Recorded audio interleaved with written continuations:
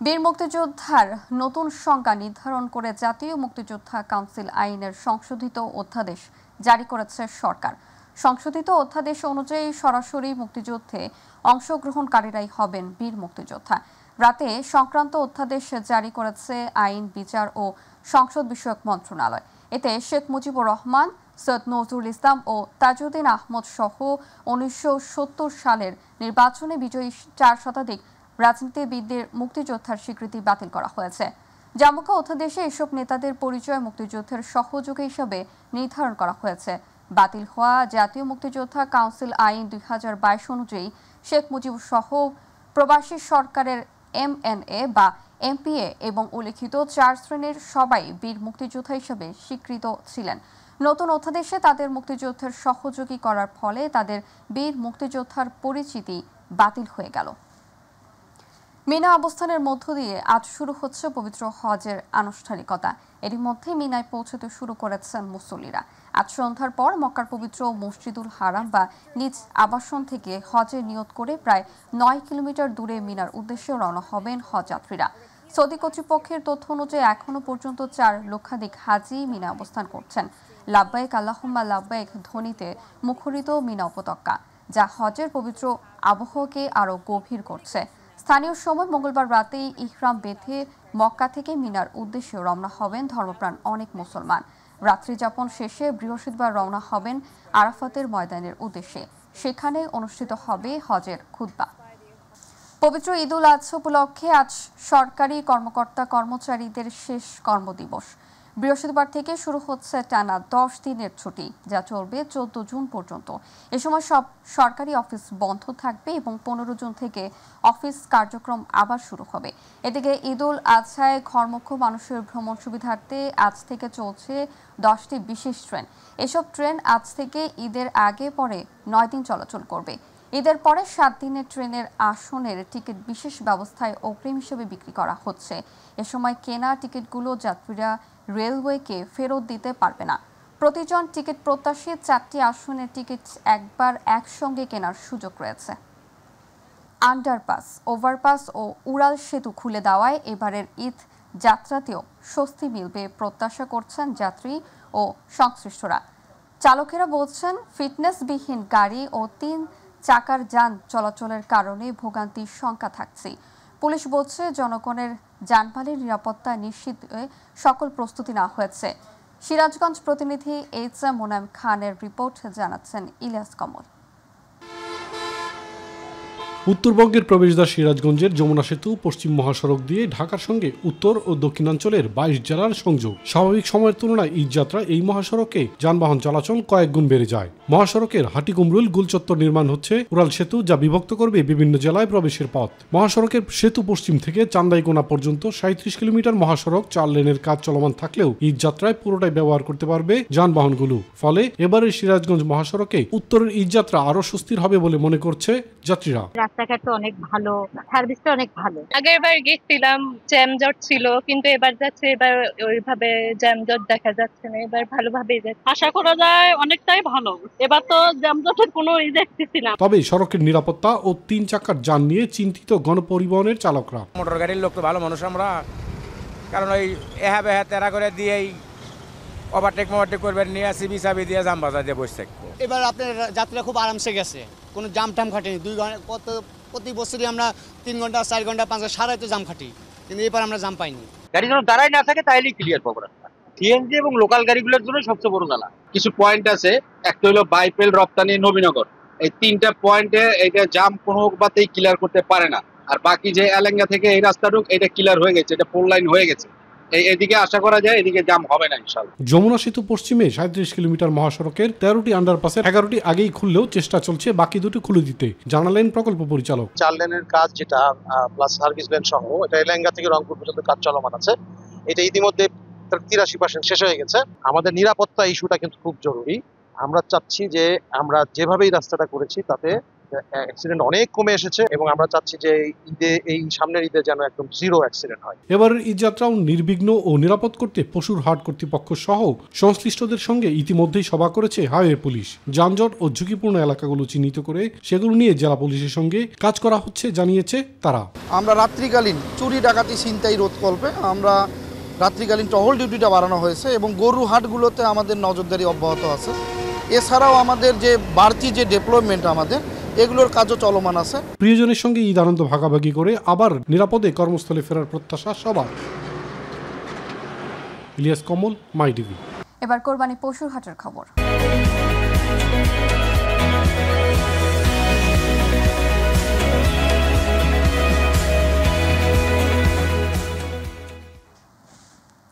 কোরবানির ঈদ সামনে রেখে কুষ্টিয়ায় অন্তত 2 লাখ পশু প্রস্তুত করা হয়েছে। এরই মধ্যে হাটগুলোতে উঠতে শুরু করেছে গরু, ছাগল সহ অন্যান্য কোরবানির যোগ্য পশু। প্রাকৃতিক পরিবেশে বাড়িতে গরুকে মোটা তাজা করছেন স্থানীয়রা। দেশীয় গরু হিসেবে ঢাকা, চট্টগ্রাম সহ দেশের বিভিন্ন অঞ্চলে কোরবানির জন্য কুষ্টিয়ার গরু রয়েছে বিশেষ চাহিদা। কুষ্টিয়া প্রতিনিধি আব্দুর রাজ্জাক বাচ্চুর তথ্য ও ভিডিও চিত্র নিয়ে জুবাইর রহমানের রিপোর্ট। কুষ্টিয়ার বড় আইলচারা গ্রামের বোরহান মণ্ডল ছোটবেলা থেকেই কোরবানির গরু মোটাতাজা করে আসছেন। তার খামারে বর্তমানে 17টি উন্নত মানের গরু রয়েছে। এর মধ্যে সন্তানের মতো পরম যত্নে কোরবানির জন্য 7টি গরু প্রস্তুত করেছেন তিনি। কালো রঙের বিশালদেহী গরুটির নাম রাখা হয়েছে বাংলার ডন। রয়েছে আরও বাহারি নামেরও গরু। এরকম গল্প কুষ্টিয়ার অধিকাংশ বাড়িতেই। দেশীয় গরু হিসেবে ঢাকা, চট্টগ্রাম সহ দেশের বিভিন্ন অঞ্চলে কোরবানির জন্য এখানকার গরুর রয়েছে বিশেষ চাহিদা। ঈদুল আজহা সামনে রেখে কুষ্টিয়ায় যে পরিমাণ গরু এবং ছাগল প্রস্তুত করা হয় তা স্থানীয় চাহিদা পূরণের পাশাপাশি দেশের চাহিদা পূরণেও রাখে বড় অবদান। কোলের একটা সন্তানকে যেভাবে আদরে মানুষ করা লাগে, বরঞ্চ উচ্চে বেশি লাগে। যেমন একটা সন্তান মানুষ করতে যত কষ্ট হয় তাছাড়া বরঞ্চ বেশি কষ্ট হয় একটা গরু মানুষ করতে। আমাদের তো ইচ্ছা হয় গরু বসে, আমাদের চিন্তা আছে দাদার নাগাল খামার দিব, বড় বড় গরু পুষব।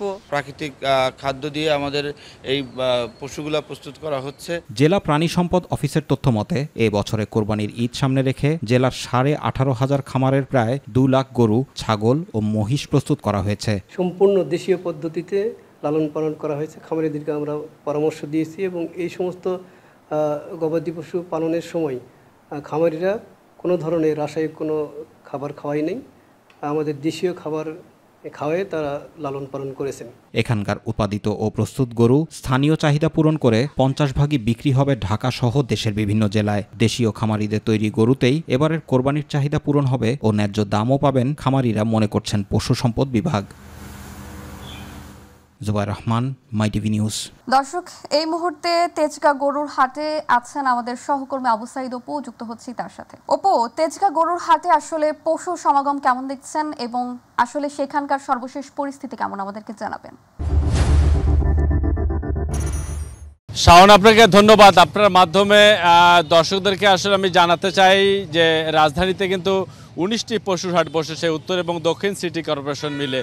তো তার মধ্যে একটি হচ্ছে যে তেজগাঁও যে পশুর হাট, এর পাশেই আরেকটি মানে পশুর হাট বসানো হয়েছে এবং বিশেষ করে দেখা গেছে যে রাস্তাঘাটের পাশে কিন্তু অনেক হাট বসেছে এবং এখানে এত গরুর যে আমদানি সেটি আসলে কল্পনার বাইরে।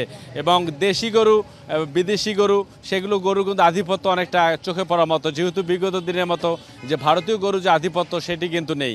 আমরা যদি একজন আসলে ক্রেতার সঙ্গে কথা বলি, যিনি আসলে বিভিন্ন বাজার ঘুরেছেন, বিভিন্ন বাজার ঘুরে তিনি আসলে দামদরগুলো জেনেছেন এবং তার সাধ্য অনুযায়ী তিনি আসলে গরু কিনবেন। আমরা আপনার কাছে জানতে চাই যে আসলে আপনি বিভিন্ন হাটে ঘুরেছেন, তো এই হাটে এসে কি পরিস্থিতি দেখতে পারলেন? এখানে প্রচুর গরু আছে, প্লাস এখানে গরু রাখার জায়গা না পেরে অনেক গাড়ি ঘুরেও গেছে, প্লাস দামও স্বাভাবিকের ভিতরেই আছে। কিন্তু ঢাকা শহরে তো গরু রাখার সমস্যা, এই জন্য পার্টিরা বেশি এটা কিনতেছে না। মানে যারা চাইতে কোরবানির আগের দিন হয়তো গরু কেনা বেচা। দামটা কেমন তাদের সাথে কি মিলছে আপনাদের? হ্যাঁ হ্যাঁ হ্যাঁ, স্বাভাবিকের ভিতরেই আছে, কিন্তু এবার দেশি গরুর সংখ্যা বেশি, দামও কম আছে।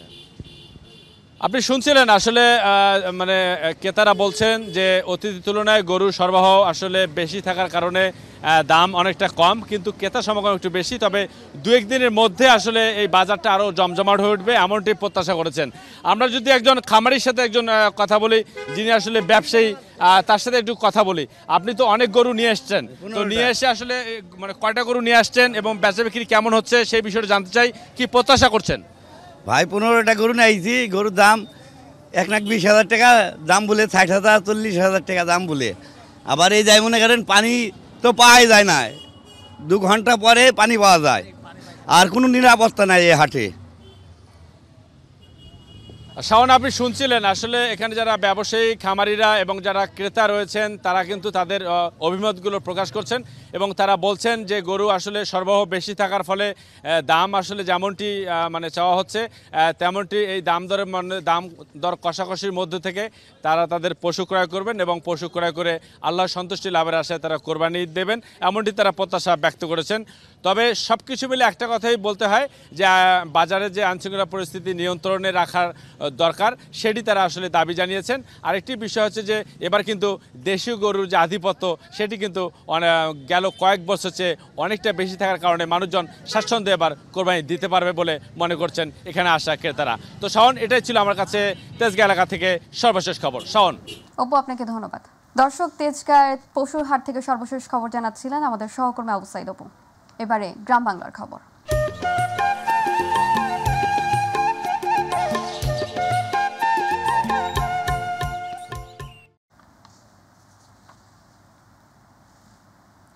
নারায়ণগঞ্জের সিদ্ধিরগঞ্জের ভান্ডারীর পুল খাল পার নয়াপাড়া এলাকায় একটি তালাবদ্ধ দোকান থেকে হাত পা বাঁধা অজ্ঞাতনামা এক ব্যক্তির মরদেহ উদ্ধার করেছে পুলিশ।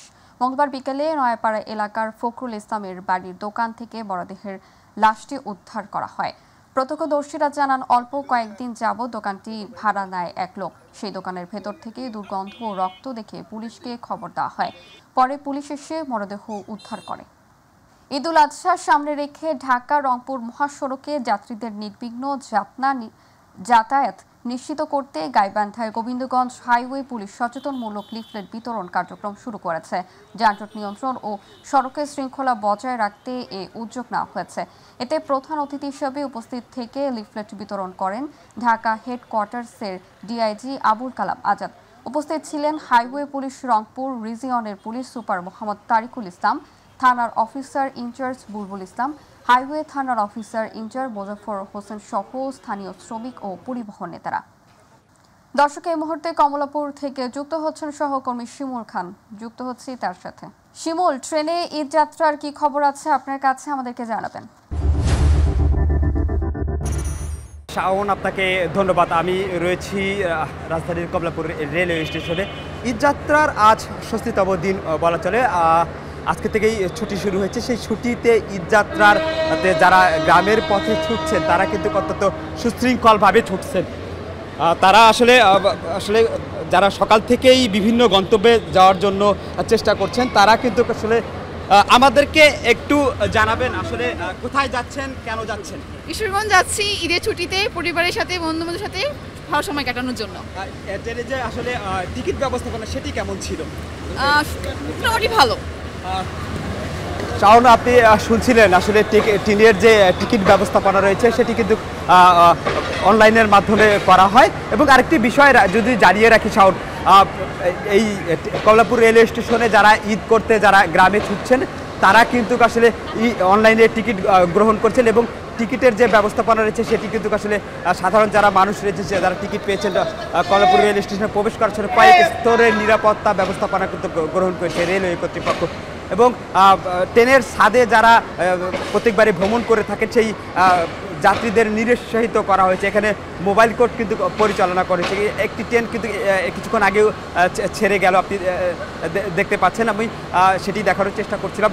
এবং যারা যাত্রী সাধারণরা ছিলেন তাদের কিন্তু এবারে কিন্তু এই ঈদ যাত্রায় কোনো অভিযোগ নেই রেলওয়ে কর্তৃপক্ষ। প্রত্যেকটি ট্রেনের যে শিডিউল ছিল সেই শিডিউল অনুযায়ী তারা কিন্তু কমলাপুর রেলওয়ে স্টেশন ছেড়েছেন। শাওন, এই ছিল আমার কাছ থেকে কমলাপুর রেলওয়ে স্টেশন থেকে সর্বশেষ আপডেট। শিমুল, আপনাকে ধন্যবাদ। দর্শক, কমলাপুর রেলওয়ে স্টেশন থেকে ঈদ যাত্রার সর্বশেষ খবর জানাচ্ছিলেন সহকর্মী শিমুল খান। দিনাজপুরের পার্বতীপুরে নিখোঁজের 4 দিন অতিবাহিত হলেও সন্ধান মেলেনি শিশু মান্তাসা খাতুনের। জানা গেছে 31 মে উপজেলার চন্টিপুর ইউনিয়নের চকপাড়া গ্রামে নিজ বাড়ি থেকে নিখোঁজ হন মান্তাসা। সম্ভাব্য সকল স্থানে খোঁজাখুঁজি করেও সন্ধান না পাওয়ায় তার বাবা মনিরুজ্জামান মনির এই ঘটনায় পার্বতীপুর মডেল থানায় সাধারণ ডায়েরি করেন। বিষয়টি নিশ্চিত করে পার্বতীপুর মডেল থানার অফিসার ইনচার্জ তদন্ত জাকির হোসেন মোল্লা বলেন, শিশুটিকে উদ্ধারে পুলিশের একাধিক টিম কাজ করছে। আসন্ন কোরবানির ঈদ নির্বিঘ্ন করতে রংপুরে কোরবানি পশুর হাট পরিদর্শন করেছে র্যাব 13। মঙ্গলবার বিকেলে রংপুরের বেথগাড়ি হাট পরিদর্শনে যান র্যাব 13 এর সদস্যরা। এ সময় উপস্থিত ছিলেন র্যাব 13 এর অধিনায়ক লেফটেন্যান্ট কর্নেল মোহাম্মদ জয়নুল আবেদিন। কোরবানির হাটে আইন শৃঙ্খলা পরিস্থিতি, কোনো অনিয়ম, জাল নোটের বিচরণ, দালালের আধিক্য ইত্যাদি বিষয়ে গুরুত্বের সঙ্গে দেখা হচ্ছে বলে জানান র্যাবের অধিনায়ক। সব মিলিয়ে রংপুরের শান্তিপূর্ণ পরিবেশে কোরবানির পশু বেচাকেনা হচ্ছে বলেও জানান র্যাবের অধিনায়ক। কাছ থেকে কোনো ধরনের প্রবলেম পাই নাই এবং যারা ক্রেতা আছে তাদের কাছ থেকেও কোনো ধরনের সমস্যা পাই নাই এবং আশা করা যায় আমাদের যে কর্মতৎপরতা, র্যাব এবং পুলিশের যে কর্মতৎপরতা রয়েছে, এই ধারাবাহিকতা যদি আমরা অব্যাহত রাখতে পারি, ইনশাল্লাহ ক্রেতা এবং বিক্রেতা খুব সুস্থভাবে তাদের গরু কেনাবেচা করতে পারবে। কুমিল্লার চৌদ্দগ্রাম, লাকসাম, বরুড়া, লালমাইতে হাটগুলোতে কোরবানির গরু ছাগল বেচা বিক্রি জমতে শুরু করেছে। এবারের কোরবানির ঈদ উপলক্ষে কুমিল্লায় স্থায়ী অস্থায়ী মিলিয়ে 401টি পশুর হাট প্রশাসন থেকে ইজারা দেওয়া হয়েছে। কুমিল্লার বিভিন্ন ফার্মের মালিক পরিচালকরা বলেন, গরুর চাহিদা বেশি। খামারগুলোতে 1 লাখ টাকা থেকে শুরু করে 10-12 লাখ টাকা দামের গরু রয়েছে। নেওড়া বাজার ও মিয়া বাজারের মঙ্গল বুধবার থেকে পুরোদমে জমে উঠবে হাট। বিভিন্ন হাটে কোরবানির পশু বেচা বিক্রি জমে উঠেছে। হাটেও ক্রেতা সমাগম ঘটছে, তবে বৃষ্টির কারণে হাটের পরিবেশ কর্দমাক্ত হওয়ায় কোরবানির গরু ছাগল স্থান পেলেও সে অনুপাতে ক্রেতা কম, তবে বেচা বিক্রি হচ্ছে। ব্রাহ্মণবাড়িয়া জেলা প্রশাসনের আয়োজন এবং বাংলাদেশ শিল্পকলা একাডেমির সার্বিক সহযোগিতায় সাংস্কৃতিক প্রতিভা অন্বেষণ প্রতিযোগিতার পুরস্কার বিতরণ অনুষ্ঠিত হয়েছে। মঙ্গলবার সন্ধ্যায় জেলা শিল্পকলা একাডেমি মিলনায়তনে আয়োজিত অনুষ্ঠানে প্রধান অতিথি ছিলেন বাংলাদেশ শিল্পকলা একাডেমির মহাপরিচালক মোহাম্মদ ওয়ারেস হোসেন। জেলা প্রশাসক মোহাম্মদ দিদারুল আলমের সভাপতিত্বে বিশেষ অতিথি হিসেবে উপস্থিত ছিলেন স্থানীয় সরকার বিভাগের উপপরিচালক Shankar Kumar Biswas, civil surgeon doctor Mohammad Noman Mia, Brahmanbaria সরকারি কলেজের অধ্যক্ষ প্রফেসর আবু জাফর মোহাম্মদ আরিফ হোসেন সহ আরও অনেকে। ভোলার দৌলতখান উপজেলার কৃষক কৃষানীদের নিয়ে পার্টনার কংগ্রেস অনুষ্ঠিত হয়েছে। দৌলতখান উপজেলা কৃষি সম্প্রসারণ অধিদপ্তরের আয়োজনে programme on agricultural and rural transformation for nutrition, entrepreneurship and resilience in Bangladesh পার্টনারের আওতায় এই কংগ্রেস অনুষ্ঠিত হয়। মঙ্গলবার দৌলতখান উপজেলা পরিষদের হলরুমে দৌলতখান উপজেলা নির্বাহী কর্মকর্তা নিয়তি রানী কৈরের সভাপতিত্বে অনুষ্ঠানে এতে প্রধান অতিথি ছিলেন জেলা কৃষি সম্প্রসারণ অধিদপ্তরের উপপরিচালক খায়রুল ইসলাম মল্লিক। উপস্থিত ছিলেন অতিরিক্ত উপপরিচালক AMM শাহাবুদ্দিন, কৃষি সম্প্রসারণ কর্মকর্তা মোহাম্মদ জুয়েল সহ আরও অনেকে। গাইবান্ধার সাদুল্লাপুরে জাতীয় পুষ্টি সপ্তাহের সমাপনী দিনে সমাপনী অনুষ্ঠান ও পুরস্কার বিতরণ হয়েছে। মঙ্গলবার দুপুরে জনস্বাস্থ্য পুষ্টি প্রতিষ্ঠানের আয়োজনে উপজেলা স্বাস্থ্য কমপ্লেক্সের বাস্তবায়ন উপজেলা স্বাস্থ্য কমপ্লেক্সের হলরুমে সপ্তাহব্যাপী জাতীয় পুষ্টি কর্মসূচির সমাপনী অনুষ্ঠানে শিশু কিশোরদের অংশগ্রহণে পুষ্টি কুইজ প্রতিযোগিতা অনুষ্ঠিত হয়েছে। পুষ্টি কুইজ প্রতিযোগিতা শেষে বিজয়ীদের মাঝে পুরস্কার বিতরণ করা হয়। পরে পুষ্টি বিষয়ক আলোচনা সভায় উপজেলা স্বাস্থ্য কর্মকর্তা শাহিনুল ইসলাম মণ্ডলের সভাপতিত্বে বক্তব্য রাখেন উপজেলা নির্বাহী কর্মকর্তা কাজী মোহাম্মদ অনিক ইসলাম, মাধ্যমিক শিক্ষা কর্মকর্তা মাহবুবুল ইসলাম, প্রাথমিক শিক্ষা কর্মকর্তা শম্ভু চরণ দাস সহ আমন্ত্রিত অন্যান্য অতিথিবৃন্দ। সিরাজগঞ্জের চৌখালী উপজেলায় ঈদুল আজহা উপলক্ষে ঘরে ফেরা মানুষের নদী পারাপার এবং পশুর হাট বাজার ও ইজারাদারদের জন্য সুযোগ সুবিধা পর্যবেক্ষণ করেছেন উপজেলা নির্বাহী অফিসার মোস্তাফিজুর রহমান। এ সময় যাত্রীদের ব্যবহারের জন্য নানান ধরনের সমস্যা সমাধানের জন্য নির্দেশনা প্রদান করেন তিনি। এ সময় আরও উপস্থিত ছিলেন SI মোহাম্মদ মাহফুজ হাফিজ সহ আনসার বাহিনীর সদস্যরা। ঝাটকা মাছ রক্ষা পেলে 12 মাস ইলিশ পেলে প্রতিপাদ্য সামনে রেখে কুষ্টিয়ার কুমারখালীতে 2024-25 অর্থবছরের ঝাটকা রক্ষা কার্যক্রমে বাস্তবায়নে অভিযান পরিচালিত হয়েছে। মঙ্গলবার দুপুরে উপজেলার পদ্মা নদীতে এই অভিযান পরিচালনা করা হয় এবং প্রায় 15,000 মিটার চায়না দুয়ারে ও কারেন্ট জাল পুড়িয়ে নষ্ট করা হয়। অভিযান পরিচালনা করেন উপজেলার সহকারী কমিশনার ভূমি ও নির্বাহী ম্যাজিস্ট্রেট বিজয় কুমার জোয়ানার্থ, উপজেলা সিনিয়র মৎস্য কর্মকর্তা মাহমুদুল হাসান, কুমারখালী থানার এএসআই আবুল হাসান সহ অনেকে উপস্থিত ছিলেন। রাজবাড়ীর গোয়ালন্দে কৃষকদের নিয়ে মাঠ দিবস হয়েছে। গতকাল দুপুরে আইনউদ্দিন প্রামাণিক পাড়া এলাকায় উপজেলা কৃষি অফিসার খোকন উজ্জামানের সভাপতিত্বে প্রধান অতিথি ছিলেন রাজবাড়ী কৃষি সম্প্রসারণ অধিদপ্তরের ভারপ্রাপ্ত উপপরিচালক গোলাম রাসুল। অতিথি ছিলেন অতিরিক্ত উপপরিচালক মোহাম্মদ হোসেন শহীদ সরওয়ার্দী, কৃষিবিদ রোকনুজ্জামান ও উপজেলা কৃষি সম্প্রসারণ অফিসার মেহের আফরোজ সুবর্ণ সহ অন্যান্যরা। ভোলায় শহীদ আব্দুর রহিম স্মৃতি ফুটবল টুর্নামেন্টের জার্সি ও ট্রফি আনুষ্ঠানিকভাবে উন্মোচন করা হয়েছে। ভোলার একটি হোটেলে জেলা স্বেচ্ছাসেবক দলের আয়োজনে ও আস্থা ইউনাইটেড ফাউন্ডেশনের সহযোগিতায় এই অনুষ্ঠানের আয়োজন করা হয়। এ সময় ভোলা জেলা স্বেচ্ছাসেবক দলের আহ্বায়ক মিজানুর রহমান মাসুদ ও সদস্য সচিব মুনতাসির আলম রবিন চৌধুরীর সঞ্চালনায় বক্তব্য রাখেন স্বেচ্ছাসেবক দলের কেন্দ্রীয় কমিটির অর্থ বিষয়ক সম্পাদক ইঞ্জিনিয়ার কামরুজ্জামান হীরা, জেলা বিএনপির সাবেক সাধারণ সম্পাদক আমিনুল ইসলাম খান, জেলা বিএনপির সদস্য সচিব রাইসুল আলম, যুগ্ম আহ্বায়ক হুমায়ুন কবির সোপান, এনামুল হক, জেলা বিএনপির নির্বাহী সদস্য ইয়ারুল আলম লিটন, জেলা স্বেচ্ছাসেবক দলের সাবেক সভাপতি জামিল হোসেন ওয়াদুদ। রংপুরের পীরগাছায় 2024-25 অর্থবছরের programme on agricultural and rural transformation for nutrition, entrepreneurship and resilience in Bangladesh পার্টনারের আওতায় কৃষকদের নিয়ে অর্থ দিবস ব্যাপী কংগ্রেস হয়েছে। উপজেলা পরিষদ হলরুমে হওয়া কংগ্রেসে সভাপতিত্ব করেন উপজেলা কৃষি কর্মকর্তা কৃষিবিদ রফিকুল ইসলাম। প্রধান অতিথি ছিলেন রংপুর জেলা কৃষি সম্প্রসারণ অধিদপ্তরের উপপরিচালক সিরাজুল ইসলাম। উপস্থিত ছিলেন জেলা পার্টনার প্রকল্পের সিনিয়র মনিটরিং কর্মকর্তা অশোক কুমার রায়, অতিরিক্ত উপপরিচালক কৃষিবিদ হাবিবুর রহমান, উপজেলা প্রকল্প বাস্তবায়ন কর্মকর্তা আলতাফ হোসেন, উপজেলা প্রকৌশলী আসাদুজ্জামান জিমি সহ অন্যান্যরা।